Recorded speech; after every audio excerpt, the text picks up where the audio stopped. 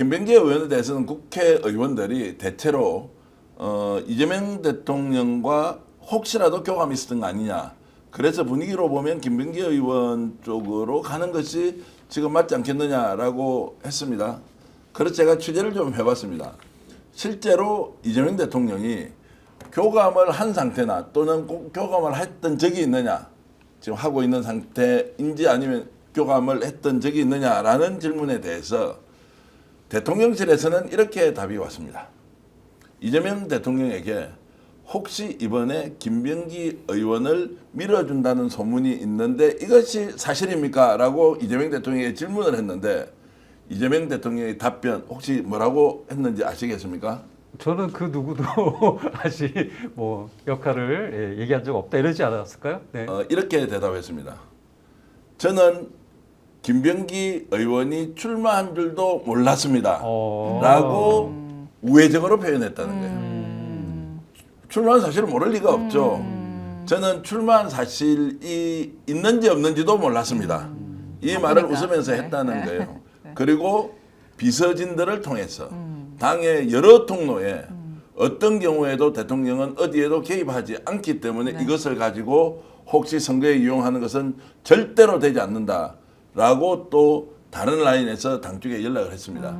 그러면 명확하게 말씀드리는 것은 지금 이재명 대통령은 원내대표가 누가 돼도 관계없다는 생각이 분명하고 명확합니다. 이것은 제가 확인했다고 여러분들께 말씀드릴 수 있는 거고, 그러면 중요한 것은 후보 두 사람 중에서 누가 되는 것이 이재명 정부의 초기 1년에 도움이 될 것이니까 아니냐라는 것을 일종의 다면평가 방식으로 여러분들이 판단하셔야 한다는 것입니다. 누가 찍었다, 누가 된다, 안 된다라고 하는 것은 소수 의견이 돼야 하고 다수 의견은 두 사람 중에서 어떤 사람이 실력 있고 역량을 갖췄는지에 대해서 판단하시는 것이 매우 중요하다는 말씀을 드리겠습니다.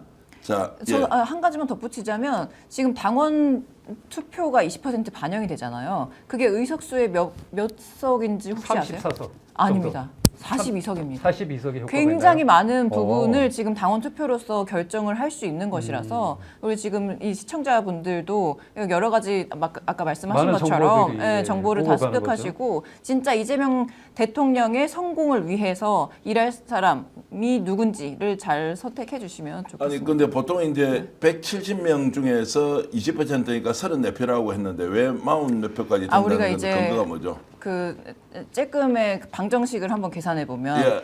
167대 X는 80대 20이다. 왜냐하면 20%가 안으로 반영이 되니까. 그러니까 모수가 더 커지는 그렇죠, 거네요. 그렇죠. 모수가 커진 상황에서 네네. 20%니까 그럼요. 네. 우리는 그냥 단순히 단순히 170명이니까 34명이다라고 생각했는데 그럼요. 조금만 더 효용 복잡한 가치까지 생각한다는 예. 얘기인 네, 거죠. 굉장히 많은 민주당은 계산도 잘한다. 그리고 우리는 이제 들었을 때는 170명 국회의원 중에서 한 20% 정도가 반영될 거라고 생각했는데 그렇지 그게 않습니다. 이제 모수 자체가 늘어나니까 40 몇 표라고요? 42표입니다. 이야, 굉장히 많은 그러면은 표를 우리 굉장히 당원께서 좌지우지할 수 진짜 있습니다. 당원 주권주의 그럼요. 시대가 열리네요. 네. 그런데 왜 스픽스에는 아무도 연락이 안 옵니까? 후보들이 전화 와서 야, 인터뷰 한번 하자 이렇게 해야 하는데 아직까지 연락 오시는 분이 없고 인터뷰가 가능합니까? 하니까 매우 조심스럽다라고 하는데 다른 방송에 또 나오고 있어서 이게 뭐냐 이런 생각이 좀 들긴 했는데 어찌됐든 지금은 친명 논쟁을 할 것이 아니라 이재명 정부를 어떻게 성공시킬 수 있느냐에 대한 역량과 그리고 상황에 대한 인식 이런 것들이 반드시 반영된다라고 저는 생각을 합니다.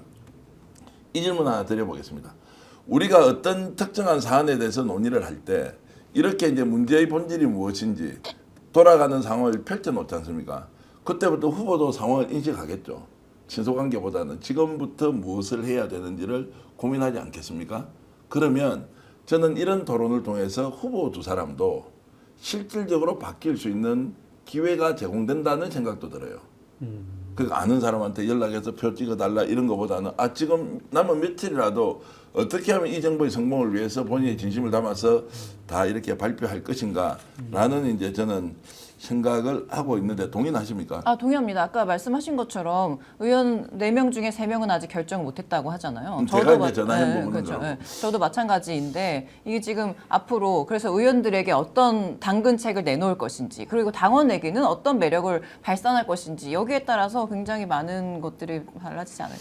근데 일단 예, 이런 생각도 들더라고요. 제가 이제 가까운 의원들한테 전화해서 혹시 뭐 분위기 어떤데요? 뭐 정하셨나요? 이렇게 연락을 해보니까 대답 안 하는 것은 제가 가지고 있는 뭔가 생각이 있기 때문에 달라서 대답 안 했을 수도 있다는 생각이 들긴 하고요. 그 말씀에도 약간 동의가 되는 게 대부분 이제 의원님들은 이것이 미칠 나와의 연관관계 차후에 어떤 나의 득실과 관련된 문제들이 있기 때문에 대부분 의사를 적극적으로 표현하지 않는다라는 게 맞는 것 같고요.